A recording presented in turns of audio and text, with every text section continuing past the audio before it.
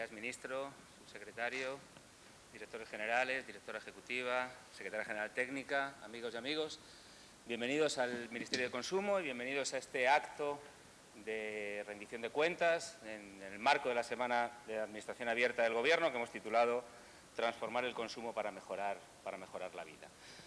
Creo que este acto y esta semana llegan en un momento oportuno, y creo que llegan en un momento oportuno por dos razones. Por un lado, porque nos encontramos ya en la fase final de la legislatura y es la fase en la que están consolidando y cristalizando ya todos los proyectos que hemos impulsado durante estos años y que han supuesto una importante mejora en las políticas de seguridad alimentaria, de consumo y de nutrición. Estamos razonablemente satisfechos con la transformación normativa e institucional que hemos hecho de las políticas de protección a las personas consumidoras en este país. Y, por otro lado, porque estamos ya en puertas del inicio de la presidencia española del Consejo de la Unión Europea, donde vamos a dedicar buena parte de nuestros esfuerzos para estas políticas de mejora de protección de los consumidores, impulsarlas también en el ámbito europeo. Y por eso este acto va a constar como de dos partes. Una primera parte, rendición de cuentas, donde las personas titulares de los centros directivos del Ministerio nos van a explicar con brevedad unas pinceladas sobre, digamos, estas mejoras que hemos hecho en cada uno de nuestros ámbitos. Y una segunda parte, mirando más a futuro, a cómo podemos mejorar todavía las políticas públicas, donde tendremos un conversatorio, una conversación entre el ministro de Consumo y dos personas sobradamente especialistas en buena parte de las materias que forman parte de las competencias de este ministerio, como son Beatriz Robles y Laura Caorsi, a las que agradecemos especialmente su asistencia esta mañana. Y por mi parte nada más. Comienzo dando la palabra por este orden. Empezará Isabel Peñarrey, la directora ejecutiva de la ESAN, de la Agencia Española de Seguridad Alimentaria y Nutrición. Continuará Miquel Arana, el director general de Ordenación de Juego. Y cerrará esta parte Viviana Medialdea, la directora general de Consumo. Isabel, adelante. Hola. Hola. Hola, hola. ¿Se oye? Sí. Bueno, buenos días. Muchas gracias por acompañarnos en esta mañana para escuchar los avances que hemos hecho a lo largo de esta legislatura en los temas de seguridad alimentaria y nutrición. Saben, porque vemos muchas caras conocidas, nos encargamos de asegurar la más alta seguridad alimentaria de los productos que llegan a nuestras manos. Y lo hacemos basados en el análisis y en la gestión del riesgo. El análisis del riesgo tiene tres fases, que es la evaluación, la gestión y la comunicación, y muchas veces están imbricadas y están interrelacionadas. Partimos de un análisis de situación, la evaluación del riesgo, elaborada por un comité científico independiente que ha hecho a lo largo de estos 3 años una de la casa y a solicitud incluso externa. Informes que nos han servido para hacer recomendaciones en ocasiones, y recordarán recomendaciones por problemas de salud pública, del consumo de bebidas energéticas, y en otras ocasiones nos sirvió para hacer medidas legislativas. Quiero llamar la atención sobre las 3 medidas, yo creo que más importantes, 3 reales decretos que yo creo que cambiaron mucho el panorama actual, que fueron el Real Decreto que sacamos el primer año, en el 2020, sobre el que llamamos paquete de higiene. Fue un Real Decreto muy importante, facilitó la competitividad entre productores agroalimentarios, el comercio de proximidad, los canales cortos de comercio. Y lo completamos a finales del año 2022 con el Real Decreto de Comercio Minorista, otro Real Decreto muy importante. Y no quiero dejar de mencionar un Real Decreto que hicimos también en el año 2022 que fue pionero a nivel europeo para el bienestar animal, el Real Decreto de videovigilancia en los mataderos, para garantizar el bienestar animal hasta el último momento de la vida. Estamos este año, lo que nos queda, vamos a sacar también un Real Decreto muy importante de controles oficiales para garantizar que estos controles sean más eficientes con relación a toma de muestras, etc. Una cosa muy importante que hicimos a lo largo de estos años, 2021 y 2022, es que innovamos en los temas de comunicación para dar a conocer todos estos reales decretos, además de las otras medidas que hacemos en la agencia, a través de vídeos cortos, para facilitar y trasladar la información de una manera rápida, ágil, visible y clara. Además, hacemos jornadas de formación, es otra de las cosas innovadoras, y de formación a inspectoras e inspectores de las comunidades autónomas, que son, al fin y al cabo, quienes tienen que realizar esos controles oficiales e inspecciones en las comunidades autónomas. Y esto me lleva a añadir con el programa estrella que tenemos como la agencia. Lanzamos el cuarto Plan Nacional del Control Oficial, un plan en 2021-2025. Fue también muy innovador, un plan integrado. Como agencia somos coordinadores de todo el plan, pero es un plan en el que estamos coordinados con Sanidad, Ministerio de Agricultura, Pesca y Alimentación, Industria, Consumo y Turismo, Industria, Comercio y Turismo y el Ministerio de Consumo. Está consensuado con todas las comunidades autónomas, está basado por primera vez, es un plan muy integrado, basado por primera vez en la mejora continua de la calidad, por objetivos y basado en el análisis del riesgo. Sí, y como innovación que tiene este plan, que elaboramos en el año 2020, en colaboración con todos los ministerios, es que incorporamos, además de los controles oficiales y de los programas habituales, uno sobre la venta por Internet y otro sobre el control de la calidad nutricional de los alimentos. Fueron novedades muy importantes que yo creo que están cambiando también los controles. Sí, además de todos estos controles y el control que tiene que realizar, desde luego, los primeros controles que tiene que hacer la industria cuando saca un producto al mercado, si en algún momento hubiera alguno que se saltara alguno de estos controles y que produjera una alerta, tenemos un sistema de alerta, de coordinación de alertas, que trabajamos 24 horas al día, los 7 días de la semana, en la agencia, en las comunidades autónomas y también a nivel europeo, para dar respuesta e inmediatamente recuperar, retirar y alertar a las personas consumidoras que lo pudieran tener. Con lo cual, estamos haciendo un esfuerzo muy importante y estamos con los fondos de recuperación, transformación y resiliencia, utilizándolos para adaptar también a nivel informático toda esta recogida de información. Y no quiero dejar sin informar también que con estos fondos de recuperación, transformación y resiliencia estamos utilizando para dar visibilidad y poner a los laboratorios que tenemos, el Centro Nacional de Alimentación y el Laboratorio de Biotoxinas Marinas, cúspide en la parte más alta de la tecnología a nivel europeo. Estamos comprando aparataje que nos va a servir para dar respuesta mucho más ágil y mejor y para estar a los altos niveles tecnológicos. Y gracias también al Ministerio, que se está esforzando mucho por favorecer también la capacidad y la calidad de los trabajadores en ambos laboratorios, facilitando mucho la incorporación de nuevos profesionales. No quiero dejar sin contarles, aunque sé, me consta que lo saben, de todo el esfuerzo que estamos haciendo en comunicación, en las redes sociales, trasladando no solo las alertas, que sí, a diario, pero también todos los trabajos que estamos haciendo a través, como les decía, de vídeos cortos y a través de materiales que colocamos en las redes y también en el portal de la web. Y todo esto no se podría hacer sin la calidad técnica de los trabajadores que hay, de los cerca de 200 trabajadores que somos, sin la calidad técnica y también del esfuerzo en ocasiones excesivo que están haciendo los cerca de 200 trabajadores que tenemos en la agencia. Así que nunca encontraremos oportunidades para agradecer también públicamente a todo el esfuerzo que hacen. Muchísimas gracias. Paso.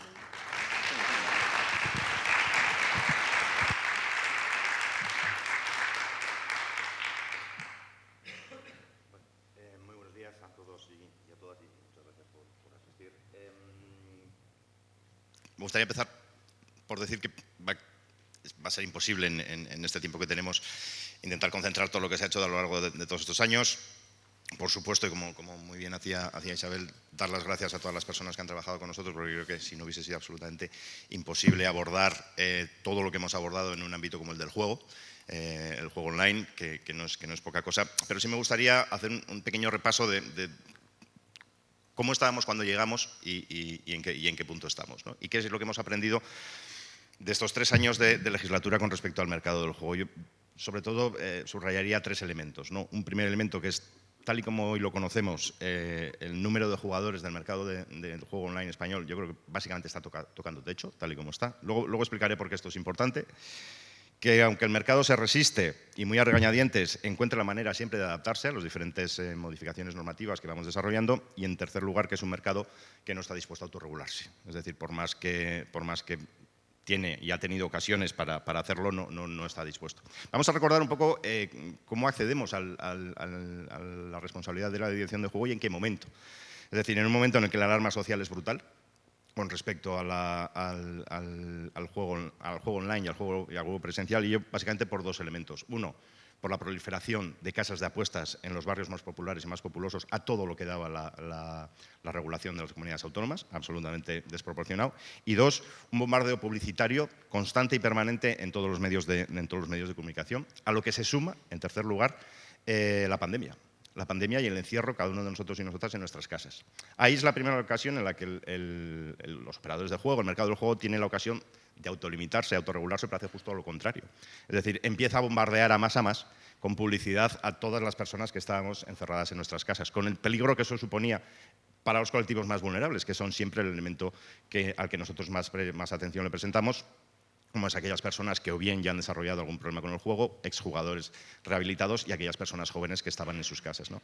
Ahí el Ministerio reaccionó de manera muy rápida con un decreto de urgencia, incorporando una serie de medidas en los decretos de sanidad, prohibiendo o limitando la publicidad de 1 a 5 y prohibiendo los bonos de bienvenida, a pesar de que ya había un Real Decreto de Comunicaciones Comerciales que estaba en borrador, que llevaba su desarrollo, pero se supo que en aquel momento había que establecer.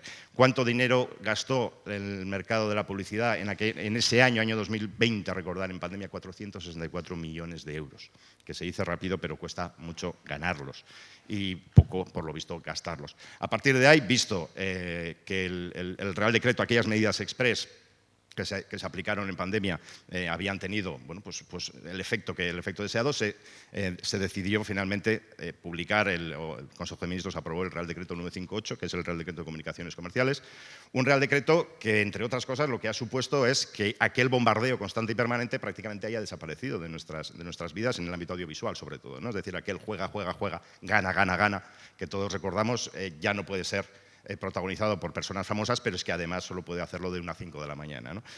Eso siempre buscando el ámbito de la protección, sobre todo a los colectivos más vulnerables, ¿no? ¿Esto qué supone?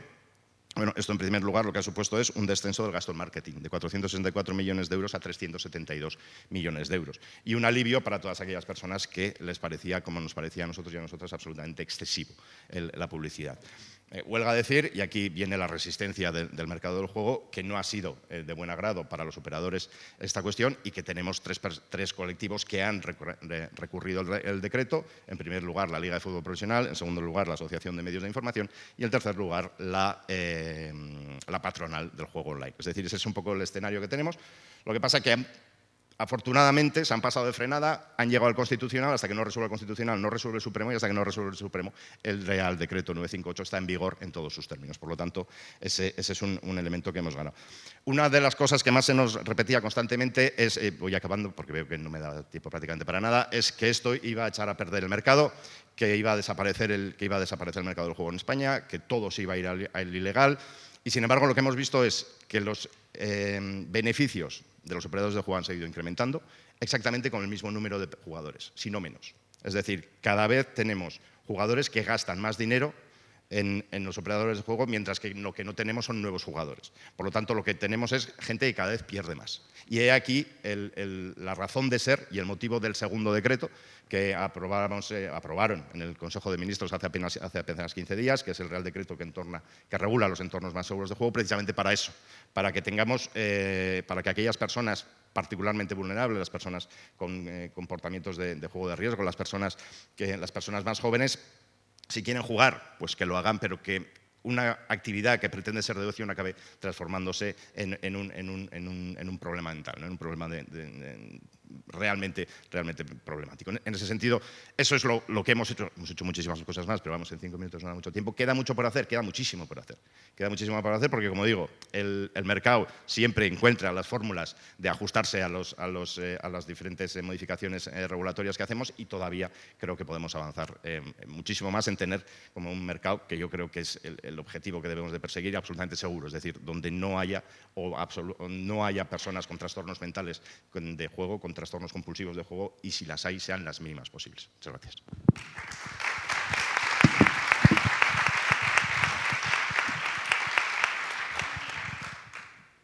Hola, buenos días. Muchísimas gracias a todos y a todas por acercaros a conocer de primera mano en qué estamos trabajando en el Ministerio de Consumo, y también, como habéis dicho vosotros, gracias, aprovecho, al personal de la Dirección General de Consumo y al equipo del Ministerio, sin el cual estas cosas que yo voy a contar ahora pues sencillamente no habrían sucedido, ¿no? Y no serían posibles.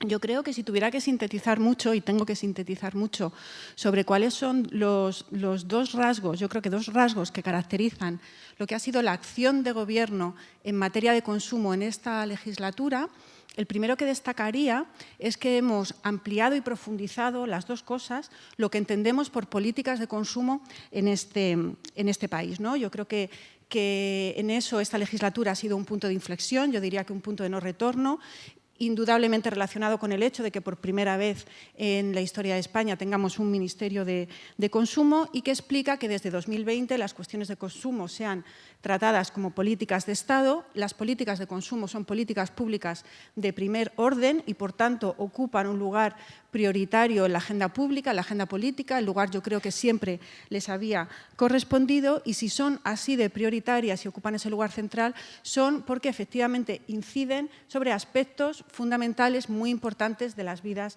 de las personas, ¿no? Luego hablaré un poco de esto porque yo creo que esto tiene mucho que ver, que hayamos conseguido esto con esa capacidad de haber conseguido ampliar el foco de las políticas de consumo. El segundo rasgo que yo creo que caracteriza a nuestra acción de Gobierno en consumo y que es una seña de identidad, yo creo, del Ministerio, es nuestro enfoque de protección de derechos y esa especial atención que hemos puesto y que estamos poniendo en la protección de los derechos de las personas y los colectivos más vulnerables, ¿no? En el Ministerio de Consumo trabajamos con el principio básico de que las relaciones económicas y, por tanto, las relaciones de consumo se dotan de una desigualdad estructural y que las políticas públicas sirven, entre otras cosas, pero también para esto, para suavizar, equilibrar esa desigualdad y que lo tienen que hacer protegiendo especialmente a la parte más débil, en este caso a los consumidores y a las consumidoras. La implementación de todas las medidas de nuestra agenda que tienen que ver con esta protección especial de la vulnerabilidad se aceleró, ¿no? Nos cayó de forma precipitada y muy acelerada con la irrupción de la pandemia que coincidió con el inicio de la legislatura, ¿no? Si nos ponemos en contexto de aquellas primeras semanas, pues bueno, se tomaron medidas novedosas que podían parecer audaces en aquel momento, desde luego que ahora estamos seguros que fueron adecuadas y muy necesarias, como la regulación del precio de los servicios funerarios, de las mascarillas higiénicas. Fue también cuando problemas que todo el mundo coincidía en que eran problemas, pero que inexplicablemente no se resolvían, como que hubiera empresas lucrándose de lo que se conocían como los 902, ¿no? En un momento en el que la atención telefónica pasó a ser tan prioritaria, pues se resolvieron. O otro ejemplo que me parece sintomático de la acción en consumo durante esos primeros tiempos de la pandemia fue la introducción por primera vez y de forma pionera en España en nuestro ordenamiento jurídico de la figura de la persona consumidora vulnerable, lo que fue un hito en sí mismo y también muy importante por lo que ha posibilitado, ¿no? Esa figura nos ha permitido, nos está permitiendo y permitirá a futuro seguir desarrollando protecciones específicas para la vulnerabilidad en las relaciones de consumo. Decía que este énfasis en la protección de derechos y en la protección especialmente de colectivos vulnerables se acelera con la pandemia, pero ya permanece, ¿no? Es un eje vertebrador de la política de consumo en los años siguientes y se convierte, como decía, en una seña de identidad, ¿no? Voy a dar algunos ejemplos no exhaustivos de por qué digo esto, ¿no? Destacaría, por ejemplo, el hito, ¿no? Que me parece muy reseñable, de que se haya pues, inminente casi, yo creo que ya podemos decir, la aprobación de la Ley de Servicios de Atención a la Clientela. Yo creo que el ámbito de los servicios de atención a la clientela son un ámbito donde la frustración de las personas consumidoras es muy frecuente, es incluso, yo diría, recurrente. Con esta nueva ley atajamos esa indefensión frente a las empresas con medidas muy importantes como pues, bueno, recortar sustancialmente el tiempo de espera en las llamadas, recortar el tiempo en el que las empresas se tienen que comprometer a que resuelven las reclamaciones, garantizar que siempre que queramos tendremos al otro lado del teléfono a una persona de verdad, una persona humana, no a un contestador automático, si por cualquier razón no nos sentimos cómodos o no está siendo operativa esa interlocución. También, ¿no? Cuando hablamos de vulnerabilidad en consumo, la brecha digital es un asunto importante. Nos hemos dedicado intensamente a la protección de los derechos en el entorno digital. Hemos relanzado el Observatorio de Consumo en Internet para hacer esa vigilancia específica del comercio online. Se han prohibido prácticas desleales como las reseñas falsas o como la existencia de bots que compraban para luego revender entradas. Por otra parte, ¿no? Voy muy rápido, pero por señalar cosas que me parecen muy significativas, detectamos que parte de la impunidad que se denunciaba que había por parte de las empresas con respecto a las infracciones de consumo tenía que ver con cierta ambigüedad o incluso con cierta laguna respecto a las competencias sancionadoras, ¿no? Hemos dado por primera vez, para cerrar esa laguna, competencias sancionadoras a la Administración General del Estado, que no las tenía, y hemos dotado a la Administración, también al Estado, de los instrumentos suficientes para ejercer esas competencias. Tenemos una nueva subdirección en la Dirección General de Consumo que investiga y, en su caso, tiene capacidad para sancionar esas infracciones de consumo cuando tienen impactos generalizados. Son precisamente esas, las que llevan a cabo grandes empresas y afectan a muchas personas, las que paradójicamente tenían mayor grado de impunidad, ¿no? No me puedo extender en esto, pero esto es un hito histórico. Es un hito histórico que cambia el mapa de los instrumentos que tenemos en nuestro país para defender los derechos de las personas consumidoras. También, y era un acuerdo de Gobierno, hemos impulsado el sistema arbitral de consumo. El sistema arbitral de consumo es una vía garantista, fácil y gratuita para resolver conflictos de consumo. Es especialmente útil para las personas con pocos recursos, para las cuales acceder a la vía judicial encuentra barreras de entrada evidentes, ¿no? Hemos multiplicado por 2 la financiación que se da a este sistema arbitral de consumo. Hemos incluido a las juntas, a la Junta Nacional, a las autonómicas y a las municipales en el proceso de modernización y digitalización de la Administración dentro de los proyectos de PRTR, ¿no? De los proyectos que vienen con financiación europea. Estamos actualizando la regulación de las juntas para que sean todavía más ágiles y también estamos elaborando campañas de divulgación para que se dé a conocer, para que las personas conozcan este útil instrumento y las empresas se adhieran todavía más al sistema. Decía al inicio, y ya con esto voy terminando, que creo sinceramente que hemos conseguido que las políticas de consumo sean eficaces para mejorar aspectos que son muy importantes en la vida de todos y de todas, ¿no? Y si creo que hemos conseguido eso es porque hemos superado una visión muy estrecha, desde mi punto de vista, de lo que era el consumo, ¿no? Y hemos ampliado ese foco al que yo me refería. Voy a dar 3 ejemplos muy rápidos, ¿no? Para que se entienda a qué me refiero con eso de afectar ámbitos realmente importantes de la vida de la ciudadanía y de ampliar el foco. Por ejemplo, primer ejemplo, son solo 3, voy muy rápido. Con respecto a consumo responsable, pues bueno, hemos estado y seguimos trabajando con una estrategia muy importante para evitar que el sexismo lastre las decisiones sobre los juguetes que llegan a nuestra infancia, con las consecuencias que eso sabemos que tiene, ¿no? Además de las campañas navideñas de sensibilización, que seguro que todas y todas conocéis, de una guía elaborada por profesionales que han llegado a todos los centros educativos de este país, hemos conseguido, y estamos muy orgullosos y muy orgullosas de haberlo conseguido, redactar junto con la industria juguetera de este país, que la verdad es que ha dado un paso al frente y ha demostrado una responsabilidad muy importante, actualizar el código que regula la publicidad de juguetes para que sea el primero en Europa que contiene preceptos concretos contra el sexismo en publicidad. Desde el 1 de diciembre que ese código está en vigor, ya no se ven anuncios en los que se sexualicen a niñas, ya no se ven anuncios donde juguetes típicamente femeninos salgan con solamente niñas jugando. Es decir, esto no pasa todavía en otros países de Europa, estamos seguros de que pasará y pasa ya en nuestro país. Hemos impulsado también mucho trabajo en consumo sostenible. Voy a destacar el trabajo que hemos realizado con respecto a la lucha contra la obsolescencia y el derecho a la reparabilidad. También en este sentido nos adelantamos a Europa, por ejemplo, con respecto a la ampliación del plazo de garantías y ampliación del plazo de reparación. Nos adelantamos a Europa y hace poco, ayer o antes de ayer, hemos tenido la noticia de que Europa nos ha tomado como referencia y esos 10 años que dábamos nosotros de ampliación del plazo de reparación es lo que va a ser la norma y es lo que va a ser obligatorio para el resto de los países europeos. Con el etiquetado del índice de reparabilidad estamos trabajando para que pase una cosa parecida, ser en este caso no pioneros, pero sí casi pioneros después de Francia, con un etiquetado de índice de reparabilidad ambicioso que después ojalá consigamos que sea el que se extienda por Europa. Y, en tercer lugar, pues en el eje de consumo saludable estamos también trabajando en temas tan importantes como es, bueno, pues proteger a nuestra infancia de la publicidad de una de las cosas que más daño hace a su salud, que es la alimentación poco saludable, ¿no? Yo creo que, bueno, seguramente habiéndome pasado algún minuto y habiéndome dejado muchísimas cosas, pero esto sería más o menos un mapa de los principales hitos y los ámbitos en los que estamos trabajando.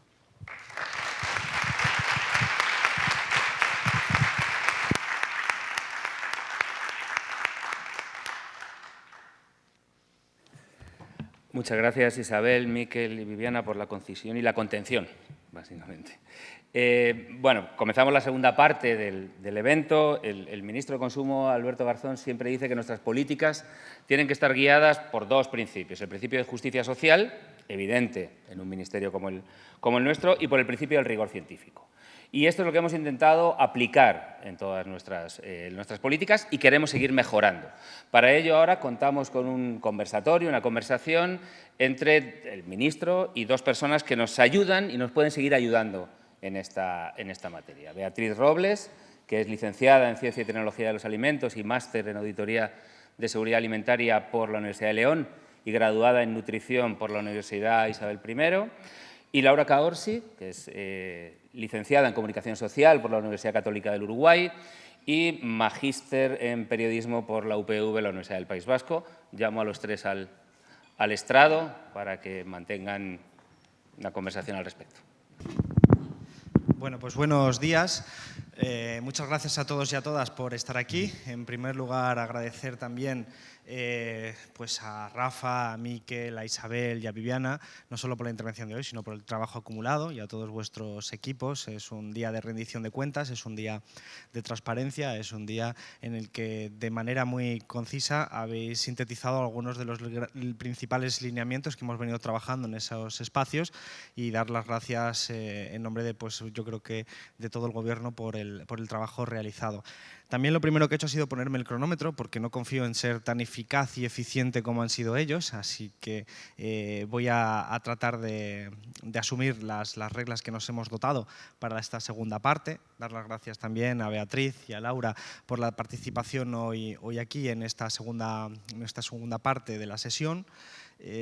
Quizás como introducción muy rápida, recogiendo lo que decía Rafa en su intervención, nosotros desde el Ministerio hemos tratado siempre de hacer dos cosas. Una, la que decía él, de seguir el criterio científico para las políticas públicas. Las políticas públicas no pueden estar guiadas por decisiones o sensaciones o sentimientos arbitrarios, tienen que estar fundadas en la evidencia científica y en todo lo que ello significa, es decir, la acumulación de un determinado conocimiento obtenido de una determinada metodología compartida por la academia, por el mundo científico, y somos nosotros los que tenemos la obligación no solo de traducir también al gran público como comunicadores que también somos, sino sobre todo de convertirlo en legislación y en normas que nos permitan pues, utilizar esa información y ese conocimiento para mejorar la vida de nuestros ciudadanos y en este caso en el ámbito del consumo. La segunda cosa que hacemos es intentar desacralizar un poco y acabar con el fetichismo del consumo, en el sentido en el que habitualmente cuando vamos a un centro de consumo, sea un supermercado, si hablamos de alimentación o sea otro espacio como un centro comercial, si hablamos de consumo no alimentario, tratar de acabar con esa idea de que lo que está puesto en la estantería ha caído de la nada y que viene del cielo. No, detrás del hecho de que esté ahí hay un proceso que involucra relaciones sociales, que involucra relaciones ecológicas, relaciones económicas y que hay que visibilizar y que es parte del ejercicio del derecho a la información y del derecho de las personas consumidoras a conocer primero qué es lo que estamos comprando y en segundo lugar, y por lo tanto también sus costes que nos han traído hasta ese lugar y en segundo lugar, en el ámbito del que estamos refiriendo aquí de la alimentación, cuáles son las consecuencias sobre nuestra salud si lo consumimos. Es decir, en el ámbito de la alimentación, pues cuáles son las consecuencias sobre nuestra salud o en el ámbito, digamos, de la ecología o sobre el planeta. Y estos son aspectos que nosotros hemos querido reflejar claramente con nuestra acción de gobierno, a veces polémica, otras veces aún más polémica, nunca neutral, porque nosotros no somos árbitros, no somos árbitros, es así, somos el gobierno y por lo tanto hemos sido elegidos por la ciudadanía por tener un proyecto político y por tener una ideología que quiere transformar nuestra sociedad, que quiere dirigirla hacia un espacio determinado y en este caso un perímetro caracterizado por los elementos que estoy describiendo. Y por eso nos hemos aventurado a comprar, entre comillas, a asumir marcos de trabajo como One Health en el ámbito de la alimentación, en el ámbito internacional asumido con las interrelaciones que existen entre los ecosistemas, los seres humanos, la alimentación, etc. Y también, naturalmente, en el ámbito de la protección de las personas más vulnerables que decía Viviana y decían todas las personas que han intervenido previamente.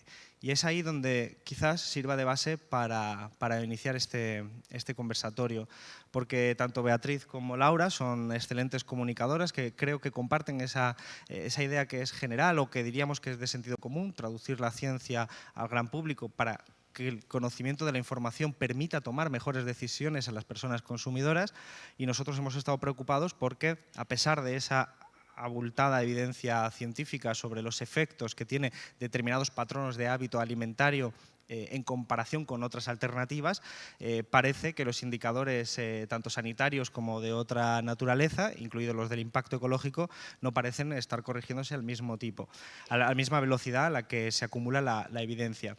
Por lo tanto, lo primero que os quiero preguntar, y si quieres empezamos por Beatriz, ¿tiene sentido todo esto que acabo de mencionar en un país que se dice que es el país de la dieta mediterránea y que comemos muy bien y que por lo tanto podría haber, y digo podría haber como recurso meramente retórico porque desgraciadamente lo hay, quien dijera ¿para qué os preocupáis de estas cosas si en España se come muy bien y por lo tanto no hace falta avanzar más? ¿Tiene sentido hacerlo esto? Tiene todo el sentido, ministro, porque es cierto que somos un país mediterráneo y éramos un país de tradición de dieta mediterránea y eso ha quedado un poco como el tótem o una idea fija en el imaginario de la gente que no se corresponde con la realidad que vivimos en el día a día. Y es que tenemos los productos de la dieta, qué potencia, de la dieta mediterránea, es cierto. Tenemos un sector primario muy potente y que de hecho exportamos a otros países esos productos típicos de la dieta mediterránea, pero no seguimos una dieta mediterránea como país.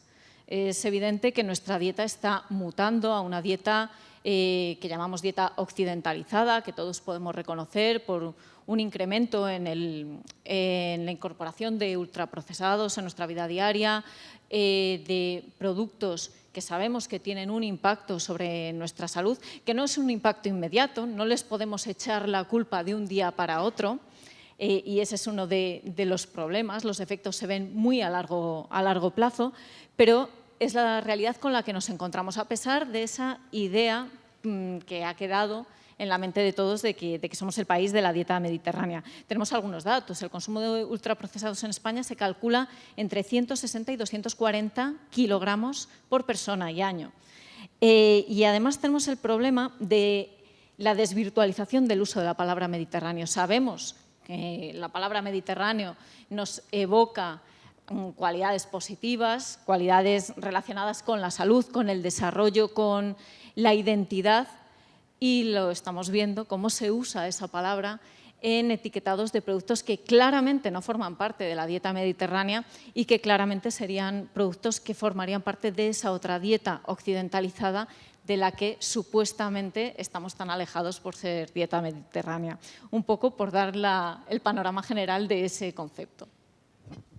Y Laura, siguiendo lo que decía Beatriz, claro, la estadística dice que si tú tienes 2 vacas y yo no tengo ninguna, la estadística dice que tenemos una cada una, y eso no es real. Entonces, puede que haya gente que tenga patrones de consumo más saludable, pero es evidente que puede ser simplemente una minoría, como decía Beatriz, que se están produciendo cambios. ¿Qué sectores ves tú que son más adeptos a esos cambios? ¿Qué consecuencia tiene ese tipo de de cambios en los patrones de consumo, porque lo ha dicho Beatriz, son hábitos más, una dieta más occidentalizada. El informe Aladino ha puesto de relieve unos datos demoledores que abundan en la literatura científica al respecto, donde además se añade el elemento de la pobreza y la desigualdad, donde estos hábitos parece que son mucho más extendidos entre las familias más pobres. ¿Qué consecuencia tiene todo esto y cómo lo percibes tú? Pues yo lo veo como que el paisaje alimentario que tenemos en España ha cambiado y ha cambiado para todos, sin distinción. Y ha cambiado de manera muy rápida, muy acelerada. No hemos tenido tiempo de adaptarnos a ese cambio en la cantidad de ultraprocesados que hay, la cantidad de publicidad que hay, las ofertas de 2x1 que hay, el aumento del tamaño de las raciones de determinado tipo de productos, el tipo de mensajes que se emiten para acompañar la promoción de ese tipo de productos. Y eso es una cosa que nos afecta a todos por igual, porque estamos igualmente expuestos a ese tipo de mensajes y ese tipo de paisaje alimentario. Ahora bien, habría que hacer una clasificación o una separación, ¿no?, de cuáles son las herramientas que tenemos a nivel individual o por sectores de la población para hacer frente a eso. O sea, porque una persona que tiene información puede hacer frente a ese tipo de mensajes que son avasallantes, que son insistentes, que son constantes, digamos, mucho mejor que una persona que no tiene información adecuada. Pero además, una persona que tiene tiempo, que tiene recursos económicos, que tiene la capacidad de planificar una dieta, que tiene la capacidad de pensar, como decía Beatriz antes, ¿no?, que como estos efectos no son inmediatos, no son de me como ahora algo insano y a continuación enfermo, ¿no?, sino que es una cuestión de largo plazo. No es lo mismo tener tiempo y tener la capacidad de pensar a largo plazo y de digamos, planificar un estilo de alimentación más saludable. Entonces, una persona que vive en un barrio donde no tiene lugares para esparcirse, que de pronto es menos seguro, que no tiene lugares para hacer deporte, que tiene que atravesar toda la ciudad para ir a trabajar todos los días, que vuelve cansado, que no tiene, que trabaja y es pobre, porque hay gente que trabaja y no llega a fin de mes. Una persona que no tiene tiempo para cocinar, para preparar los alimentos, que no tiene la información adecuada para elegir esos alimentos o para discernir cuándo es publicidad y cuándo es información, ese mensaje que está recibiendo, lo tiene muchísimo más complicado para hacer frente a este cambio de paisaje, ¿no? Claro, entonces nosotros hemos trabajado muchas veces sobre la base de la existencia de dos paradigmas, versión de tipo ideal, el paradigma de la alimentación como derecho, por el cual tenemos todo derecho a esa información de la que hablaba Laura, o el paradigma de la alimentación simplemente como mercancía, donde parece que todo tipo de mercancía es válida con tal de que esté en el mercado y pueda dar una rentabilidad a determinadas empresas. Y por lo tanto, digamos que en ese segundo paradigma sería bastante indiferente las consecuencias que tienes sociales, económicas o ecológicas. Pero vosotras trabajáis en el ámbito de la comunicación, además en el ámbito profesional de la actividad científica, y probablemente hayáis notado algo que nosotros hemos percibido también desde otro espacio, desde la administración pública, y es una mayor demanda por esa información de la que hablaba Laura. Probablemente muy sesgada por un determinado perfil sociocultural, es decir, aquellas personas, como tú decías, ¿no?, que tienen menos recursos, que tienen menos tiempo, el tiempo como recurso, probablemente pues, tampoco tengan la capacidad de obtener esa información, pero hay una creciente demanda de mayor información para conocer qué es lo que estamos consumiendo. Pero ¿realmente estamos, Beatriz, bien informadas? ¿Somos personas que estemos realmente bien informadas? Lo digo poniendo un ejemplo de experiencia propia, es decir, a todos nos ocupa nuestra actividad cotidiana, profesional, muchísimo tiempo, y cuando vamos al supermercado, ¿tenemos verdaderamente un tiempo para reflexionar sobre lo que estamos consumiendo, para hacer un análisis comparativo de las enrevesadas muchas veces informaciones nutricionales que hay en los alimentos? ¿Opera de verdad la gente así? Cuando va a un supermercado, se tira una hora en el supermercado decidiendo qué tipo de cereales va a consumir o qué tipo de... ¿Eso sucede o operan otra serie de factores? Pues sí que sucede que hay un mayor interés, desde luego, por parte de la población, y lo estamos viendo, y estamos viendo no solo ese mayor interés, sino cómo ese mayor interés se aprovecha a su vez para colar mensajes. Por parte de los actores interesados en que pensemos que un alimento es saludable de una forma completamente errónea, lo que incluye una mayor confusión al consumidor y lo que hace que al final, como siempre, la banca gana, ¿no? A mayor número de mensajes y menos herramientas de los consumidores para discernir esos mensajes, al final pues va a ganar el que emite el mensaje interesado. Y cuando hablo de menos herramientas es que realmente tenemos menos herramientas, porque incluso las herramientas que pensamos que tenemos pueden ser erróneas. Por ejemplo, acudimos a determinados artículos publicados en medios de comunicación que hablan sobre los beneficios de un alimento. Y a lo mejor es un artículo que está patrocinado por una empresa, por una industria y que está hablándonos de un alimento que no es saludable. Pero esto mismo nos pasa con el etiquetado. El etiquetado, lo que nos encontramos en el envase de un alimento, lo primero es todo lo que el productor de ese alimento quiere que pensemos de ese alimento. Y la información realmente relevante de ese alimento la encontramos por detrás, la información obligatoria. Nos cuesta encontrarla y luego tenemos otro problema, no sabemos interpretarla. Aunque esté, la información está, pero no sabemos interpretarla. Ante esa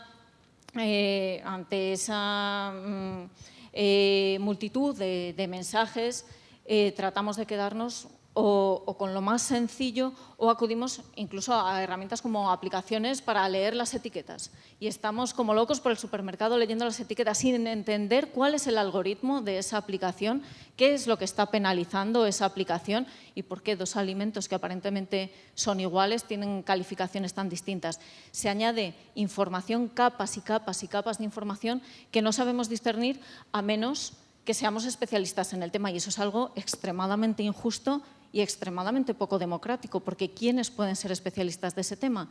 Lo que apuntaba Laura, personas que tengan mayor formación, que tengan más tiempo, que tengan más recursos, dejando de nuevo a las capas más vulnerables de la población expuestas, igual que pasa, por ejemplo, con el juego, que se ha comentado previamente, expuestas a todos estos mensajes y a la vez teniendo que luchar contra su propia precariedad, teniendo que alimentar a su familia, teniendo que hacer elecciones alimentarias y teniendo que luchar incluso contra mensajes que llevan décadas entre nosotros, que damos por ciertos, que se han demostrado inciertos, pero que forman parte de toda esa información que es tan difícil de desenmadejar.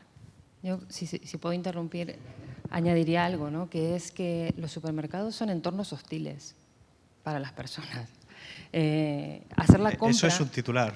Bueno, quiero decir, hacer la compra hoy es mucho más complicado, exige mucho más conocimiento del que se nos exigía no sé, hace 30 años. Primero porque hay mucho más para elegir, luego porque hay muchísimos mensajes, siguiendo porque lo primero que vemos de cualquier envase, y esto incluye a todos los envases, es publicidad.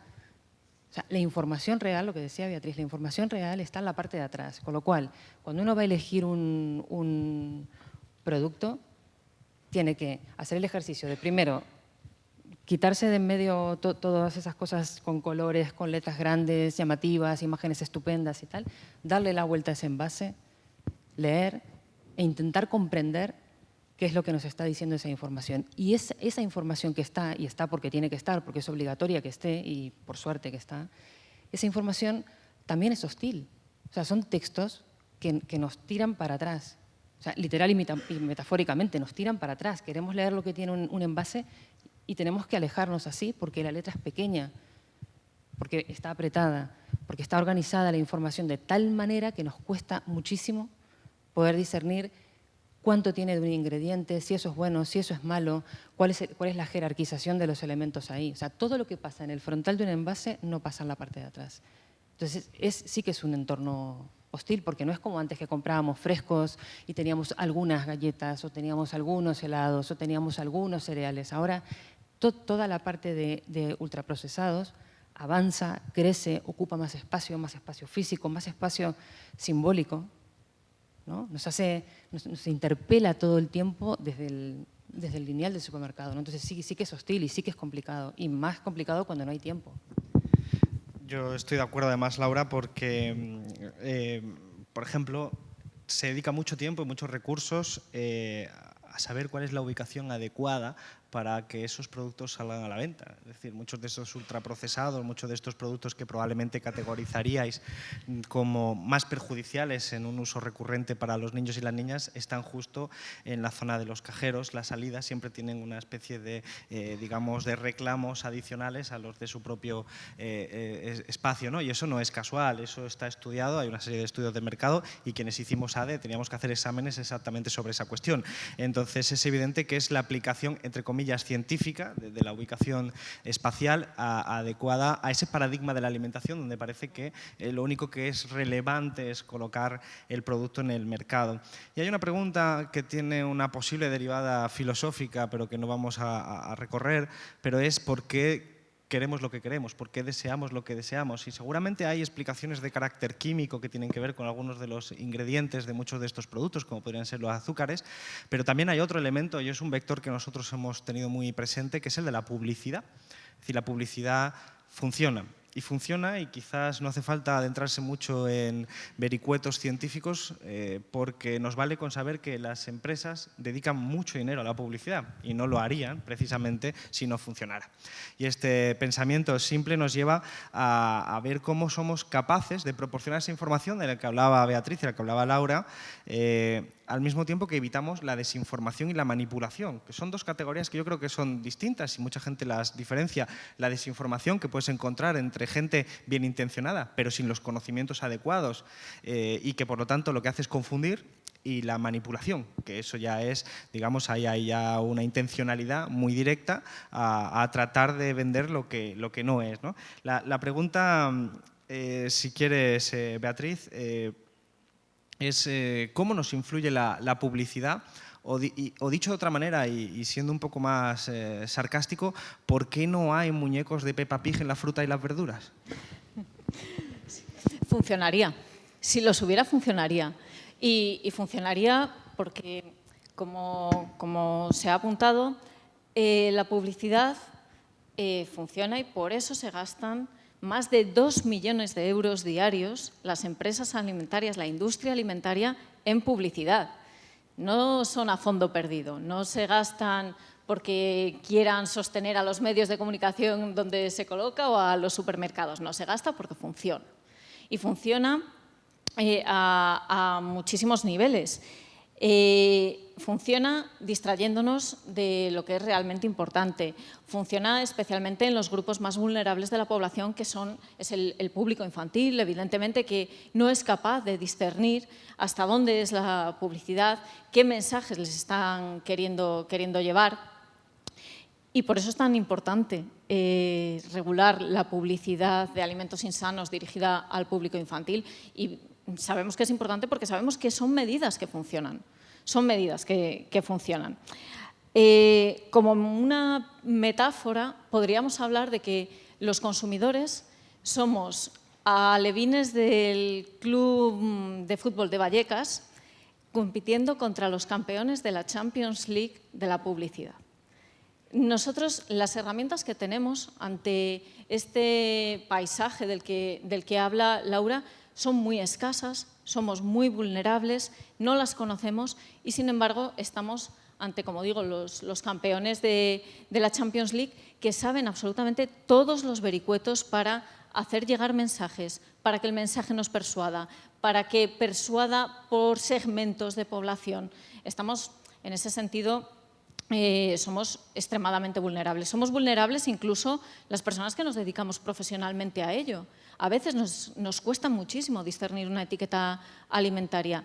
Cuando te pones en la piel de un consumidor medio te das cuenta de que le tiene que resultar prácticamente imposible. Por eso es tan importante que demos herramientas a los consumidores y herramientas a los consumidores para que aprendan cuál es la información relevante y de esta información relevante para ellos, por qué tienen que hacerle caso de los productos que compramos, por qué es tan importante que el etiquetado sea claro, dar información además desde la primera infancia, aprovechando, por ejemplo, los comedores escolares.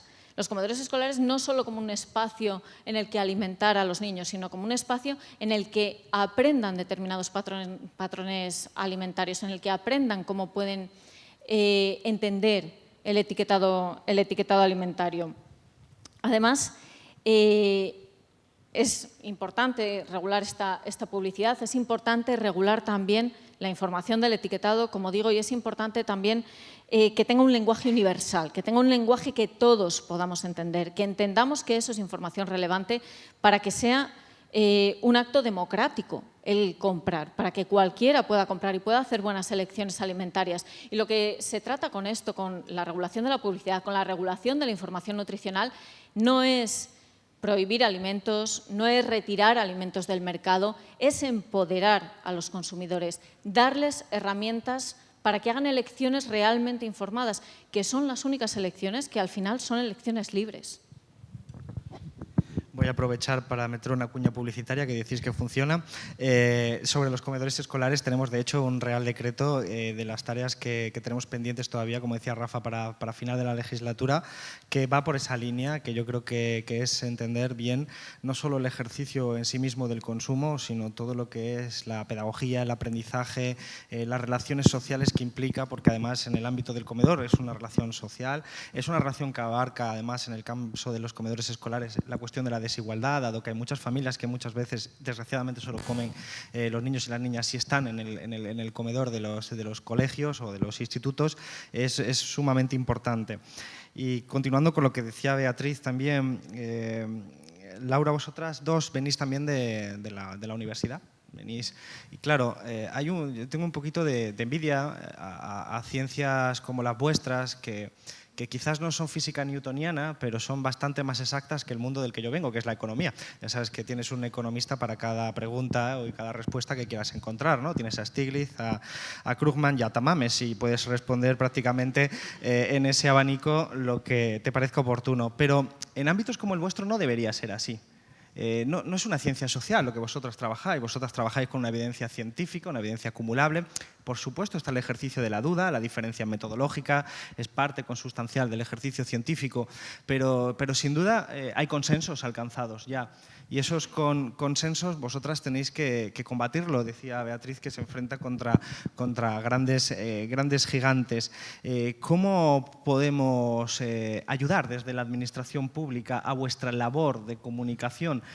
Porque es verdad que existiendo esa demanda creciente que se plantea y existiendo el otro vector, que es el vector de la publicidad, que a veces utiliza incluso la máscara de la ciencia para poder vender mejor su producto, tienes que compensar con mejor y mayor información nutricional. Y vosotras participáis en programas, tenéis vuestras propias audiencias, tenéis vuestra capacidad de comunicar en diferentes foros, pero ¿cómo podemos hacer como sociedad para defender el derecho a la información, para que la ciudadanía pueda tener una mejor información sobre lo que está consumiendo? ¿Cómo crees que podemos avanzar por ahí? Pues yo creo que primero hay que colocar la información en el centro e insistir mucho, porque si algo hace muy bien una parte de la industria alimentaria, que es la que se suele anunciar, es insistir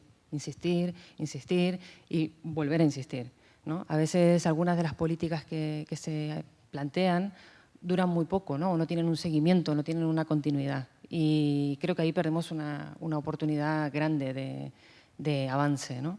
Entonces, yo creo que la información tiene que estar en el centro, las herramientas prácticas a los consumidores tienen que estar en el centro también. O sea, no tanto el discurso macro, que está muy bien porque hay que tener unos marcos, evidentemente, pero tiene que haber unas herramientas prácticas que ayuden a la gente desde el lado institucional a poder recuperar habilidades gastronómicas y culinarias, a poder interpretar correctamente un etiquetado, a poder mirar un programa en la televisión sin tener una avalancha de publicidad brutal. Hay que salir a hacer pedagogía, hay que salir a contar lo que se sabe y contarlo, como decía antes Beatriz, en un lenguaje que sea asequible y accesible para todo el mundo. Y si eso significa segmentar el tipo de lenguajes, porque no es lo mismo pues, contarle algo a una abuela que a un niño, no es igual, pues habrá que afinar el tipo de políticas de comunicación que que se hacen. Antes hablábamos de la publicidad. La publicidad nos hace desear cosas porque para desear algo primero hay que saber que existe, que eso es básico, ¿no? Pero además la publicidad de determinado tipo de alimentos, que son estos que nos hacen daño a largo plazo a la salud, se han quedado con todas las palabras que nos encantan, con todos los momentos que nos gustan, ¿no? O sea, lo divertido, el relax, el encuentro con la familia, la felicidad. O sea, si uno recorre la ciudad, si uno mira los anuncios publicitarios, se encuentra con que estos productos lo que han hecho es quedarse o sea, asociar esos productos a unos modelos de consumo, perfilar una idea de felicidad y de alegría, y de que solamente la felicidad y la alegría puede ser bebiendo determinado producto o comiendo determinado producto, ¿no? Lo cual lleva a pensar también que cuando estos productos se definen, también definen al resto por silencio o por oposición. Entonces, un brócoli es aburrido, hervir unas judías es aburrido, es tedioso, a mí esto no, ¿no? Entonces, yo creo que lo que tenemos que hacer es insistir mucho en sacar la información. Antes hablaban en la ESAN, ¿no? que han invertido mucho en esta legislatura en la comunicación, en contar qué es lo que se hace, en trasladar la evidencia científica a la gente, al debate político y al debate social también. Me parece que es fundamental. Y luego, una cosa que es súper importante, que es que las políticas tienen que ser transversales. O sea, cuando nos enfrentamos a algo como la obesidad infantil, que es un problema multicausal, no pueden haber soluciones simples, porque es un problema muy complejo, tienen que haber soluciones articuladas, entonces tiene que haber un buen diálogo entre las diferentes administraciones, pero también con la propia industria alimentaria, porque la industria alimentaria es muy grande y no solamente produce un determinado tipo de productos, también tenemos a la gente que fabrica cosas que son estupendas y que nos hacen la vida muchísimo más fácil y que son buenas para la salud, por ejemplo, ¿no? Claro. Beatriz, continuando por lo que decía Laura, la industria alimentaria es un ente que es muy heterogéneo, evidentemente. Es un ecosistema muy particular, donde evidentemente también hay muchísimas empresas que se dedican a la venta, por ejemplo, de frutas y de verduras y de elementos que formarían parte dentro de una dieta recomendada por la ciencia. Y hay otra parte que, produciendo unos alimentos menos sanos, también está embarcada en un proceso de mejora de la calidad nutricional de sus productos para reducir aquellos nutrientes que han sido acreditados como más nocivos. Y este planteamiento ha llevado durante 15 años a ese concepto de la autorregulación de la publicidad, al concepto de la industria es capaz de autorregularse, sobre todo en el ámbito de la publicidad dirigida a público infantil, porque nosotros somos de la filosofía de que nosotros tenemos que proporcionar mucha información a las personas adultas, que son seres pretendidamente con raciocinio suficiente para generar, metabolizar esa información y tomar decisiones, pero es legítimo, pregunto, ir más allá en el caso de sectores más vulnerables, como los niños y las niñas, de los que decías tú anteriormente, que no tienen la capacidad de interpretar. Si ya le cuesta a un adulto, un niño y una niña, evidentemente en un supermercado no decide en función de esa lectura de la información nutricional de la que estabais hablando. Nosotros hemos sido partidarios de esa legislación, de la regulación de la publicidad. ¿Crees que es legítimo? Sí, es legítimo porque sabemos algo. Y es que la autorregulación no funciona. Y no lo sabemos en un marco teórico, lo sabemos porque llevamos con un código, el Código PAOS, desde el año 2005, y lo que ha demostrado, esto sí, los datos, la evidencia científica a lo largo de estos 18 años ya, es que el incumplimiento podemos definirlo como sistemático.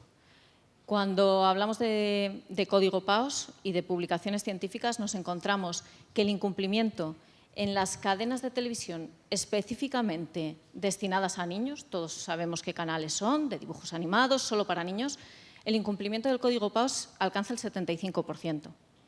Y cuando hablamos de televisión generalista, no específicamente destinada a niños, el incumplimiento alcanza el 90%. Hablamos de 18 años, hablamos de un código que se ha revisado incluso y vemos que no funciona. Por lo tanto, claro que es legítimo y claro que se le ha dado oportunidad a esa autorregulación.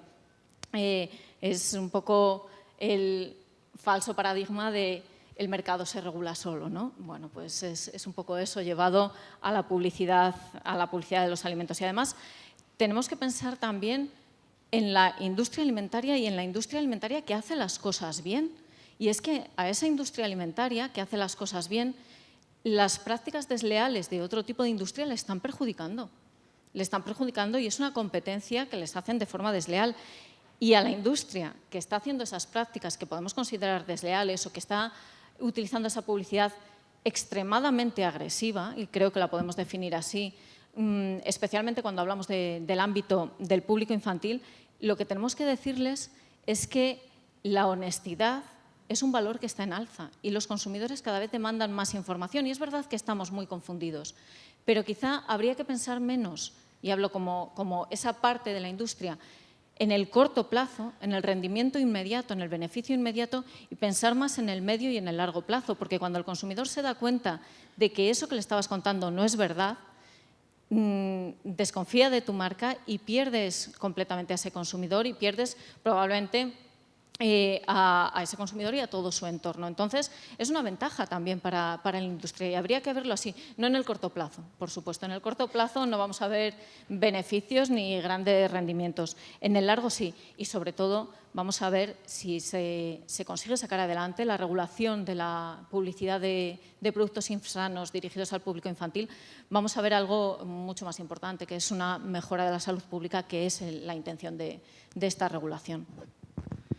Nosotros, desde luego, compartimos esa filosofía. Creemos que la salud de los niños y las niñas tiene que estar por encima de cualquier negocio, legítimo, por legítimo que sea, naturalmente.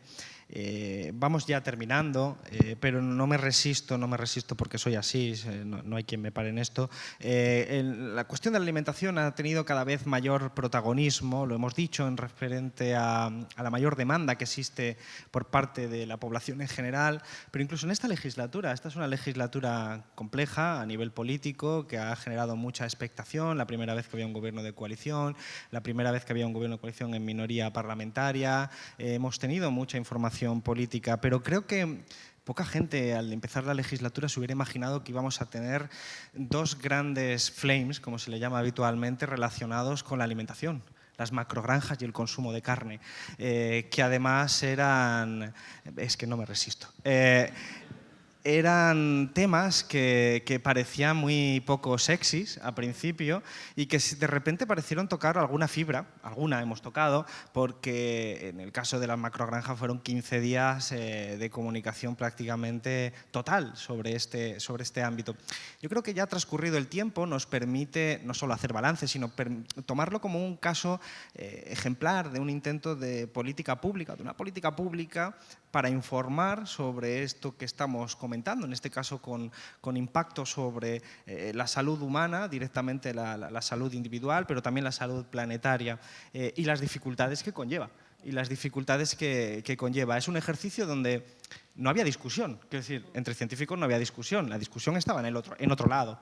Y es un ejemplo quizás paradigmático de muchos de estos conflictos de interés, de diferentes paradigmas, de diferentes legitimidades, de espacios que sin embargo nos ponen a la administración pública, que nos dedicamos a las políticas públicas, mucho que reflexionar al respecto de cómo podemos hacerlo, ¿no? Es decir, parece que las científicas os podéis poner de acuerdo en un consenso: esta es la dieta adecuada si queréis preservar mejor vuestra salud, si queréis preservar el planeta. En el caso además del consumo de carne, creo que se solapan ambas dimensiones de manera muy evidente. Es lo mismo que te recomendaría un cardiólogo, bueno, te lo recomendaría alguien especializado en el impacto ecológico. Y de cara a los retos que tenemos por delante, para el 2050 vamos a ser 10.000 millones de personas, 10.000 millones de almas en este planeta y evidentemente eso hay que organizarlo de alguna manera para permitir la suficiencia alimentaria, una dieta saludable, lo que se llama dieta planetaria, y estar dentro de los límites del planeta. Pero al mismo tiempo enfrentamos esos obstáculos. ¿Qué os sugirió a vosotras dos que sois especialistas en esta materia, cuando de repente visteis un montón de titulares sobre mi negociado? Supongo que no era muy habitual, ¿no? ¿Cómo os sentisteis como expertas en la materia viendo todo lo que sucedió? Que conste que esto no se lo he preguntado antes y no sé tampoco lo que van a decir. Es decir, que creo que es muy interesante ver cómo lo visteis desde el ámbito más profesional, por donde queráis empezar. Pues a mí, y luego dejo a Beatriz, en primer lugar me generó mucha perplejidad, porque no, realmente era una cosa como, bueno, ¿y esto por qué? ¿No? ¿Y a cuento de qué? Pero pensándolo un poco más, lo que sí me pareció que mostraba muy bien era la dimensión simbólica de los alimentos. O sea, cuando estamos hablando de carne, la carne no es cualquier alimento, es un alimento que tiene una raigambre muy profunda, ¿no? en nuestra sociedad, y que además siempre ha estado ligada a la abundancia, al progreso, al buen alimento, al cuidado, al tener posibles, ¿no? Para poder comer algo más, algo con sustancia, ¿no? Entonces, creo que ahí, en ese momento de polémica, una de las grandes resistencias que se vieron estaban ancladas en ese sentimiento más profundo de ¿me van a quitar esto? ¿Voy a perder esto? ¿Cómo esto que era bueno, cómo esto que era deseable, de pronto se convierte en un problema, ¿no? Y que se perdió un poco de vista o de foco que de lo que se trata no es de prohibir alimentos, sino de repensar los modelos de consumo y de producción de esos alimentos.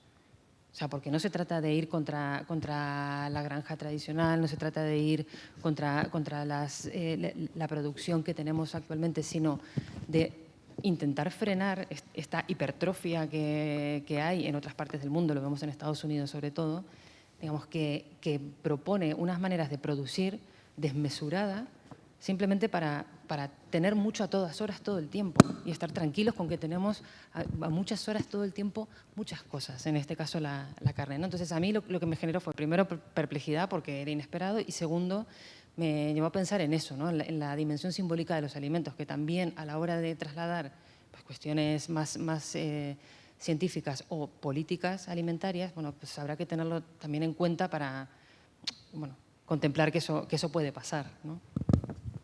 Sí, en este caso creo que los mensajes sobre la reducción del consumo de carne, hay consenso científico. Hace muy poco tiempo salió un informe de la Comisión Eat Lancet.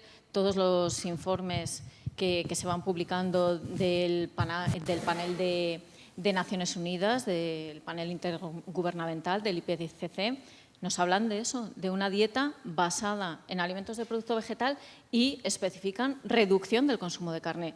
En el ámbito científico no hay dudas, pero lo revolucionario o lo innovador fue trasladar ese mensaje del ámbito científico al ámbito político. Eso fue lo innovador. Y el problema fue identificarlo solo con una parte de la política y solo con un ala de la política, como que no fuera un problema que nos interpela, que nos está hablando a todos, que todos debemos tomar parte. Pero fue por eso, porque en ciencia no hay debate, hay consenso. Y cuando hablamos de hay consenso, tenemos que tener en cuenta que siempre va a haber alguien que desde la ciencia diga que no es necesario, que puede ir en contra incluso de nuestra salud, pero cuando hablamos de alguien o de científicos aislados no estamos hablando de consenso científico. Si hablamos de consenso científico, ahí no hay dudas. Entonces, lo revolucionario y lo que levantó ese flame que duró semanas y que fue intenso. No quiero recordar esas fotografías de Twitter comiendo chuletones o filetes empanados a todas horas que inundaron las redes. Bueno, pues fue eso. Fue el ver que por fin se tomaba en serio ese mensaje y que podía trasladarse a una acción política. El otro día leía precisamente que había un estudio que decía que el consenso respecto a la existencia del cambio climático era entre la comunidad científica del 99,6%, ¿no? Siempre hay un 0,4% de primos de Rajoy que van a negar el cambio climático. Nosotros seguimos al 99,6% en esa materia y en el resto de ámbitos. Creo que, como dije al principio, es el criterio más razonable para seguir. La duda es parte del método científico, pero cuando se alcanzan consensos es sobre lo más firme, es la mejor brújula que tenemos para intervenir políticamente. Evidentemente, cuando pasamos al ámbito de las políticas públicas, enfrentamos muchos de los elementos que habéis situado, que nosotros hemos ido descubriendo con nuestra acción de gobierno, desde todos los espacios directivos de este ministerio, intereses legítimos, intereses empresariales, intereses políticos, esas fotos de Twitter que copaban muchos titulares y gran parte de las arterias no venían de todos los sectores políticos, sino de algunos muy específicos. Hay una serie de ecosistemas que nos habla de que cuando hablamos de alimentación hablamos también de poder, hablamos de una cosa tan fundamental como el derecho a la vida, el derecho a la alimentación, pero que la alimentación también puede ser vehiculada para gestionar el poder, para gestionar el dinero y otras muchas cuestiones. Nosotros hemos sacado como conclusión, ahora que termina la legislatura y que estamos en un acto de rendición de cuentas, que hay que perseverar, que hay que proporcionar mucha información, que hay que resistir porque desde luego los ataques existen, son consustanciales a nuestro ejercicio político, pero estamos convencidos de que esa brújula que apuntaba anteriormente, científica, el trabajo que acumuláis como comunidad vosotras, es fundamental que podamos traducirlo en políticas públicas. A veces será más fácil, otras veces será más difícil. Tenemos que involucrar al mayor número de actores posibles, también de la industria alimentaria, por eso es importante ser capaces de visualizar aliados en esta tarea dentro del propio sector de la industria agroalimentaria. Y creo que, aunque nosotros seamos contingentes como actores que estamos por legislaturas, el trabajo es permanente y el trabajo va a estar ahí y creo que hay que seguir perseverando en ello. Por lo tanto, muchísimas gracias por todo el ejercicio y trabajo que realizáis. Muchas gracias por haber participado en esta segunda parte, aunque hayáis tenido, pues, lógicamente, que sintetizar mucho vuestras intervenciones y desde luego, pues, no, seguir contando con nosotros como aliados para esta tarea y que sigamos como gobierno de coalición y gobierno progresista muchos años más desplegando este trabajo. Ese es nuestro deseo, pero muy agradecidos a todas vosotras por participar y también a vosotros y a vosotras, las que estáis hoy aquí en la sala y a quienes nos seguís por streaming, dado que con esto pues finalizaría, si no, ahora tiene la palabra Rafa, creo, ¿no? Creo, vale, perdón por el protocolo, pero en agradecimiento particular y personal a todas las personas que además habéis venido aquí presencialmente. Muchas gracias.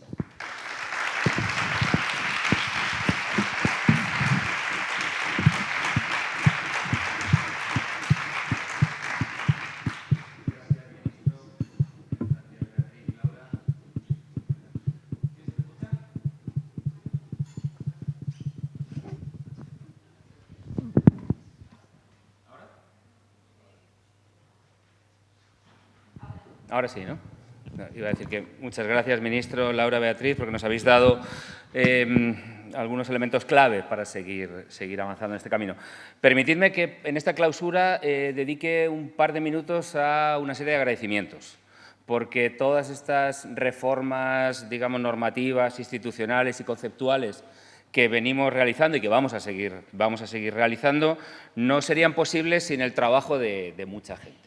En primer lugar, ya se ha señalado el trabajo del personal del Ministerio, de los centros, de los tres centros, de la AESAN, la Dirección General de Ordenación de Juego y la Dirección General de Consumo, también del gabinete del ministro y de los servicios horizontales de la subsecretaría, dirigidos por el subsecretario José Antonio García, servicios centrales que, además de tener que contribuir al desarrollo de estas políticas, pues han tenido que hacer algo que parece sencillo, como es montar un ministerio, simplemente. Es un trabajo enorme y creo que merece la pena destacarlo.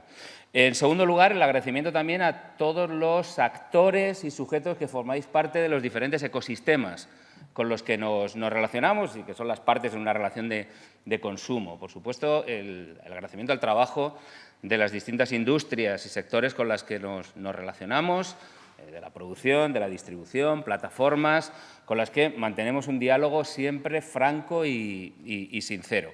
Y un agradecimiento especial a las asociaciones de jugadores y jugadores rehabilitados y a las asociaciones de consumidores y usuarios que nos impulsan en el trabajo del día a día.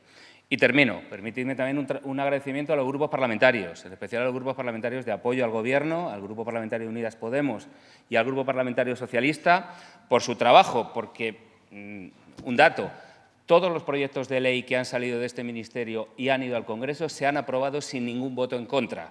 Y esto, en un contexto como el que tenemos, pues parece que es una prueba del consenso que concitan las políticas de consumo. Y nada más, seguimos, nos queda muchísimo más, nos quedan unos meses apasionantes en los que esperemos seguir viéndonos mucho más. Y ahora anunciaros que queremos invitaros a un cóctel modesto, como somos nosotras y nosotros, en la sala polivalente, saliendo a la derecha. Y muchas gracias a todos por haber venido y llamo a los participantes para una foto, ¿vale? Gracias.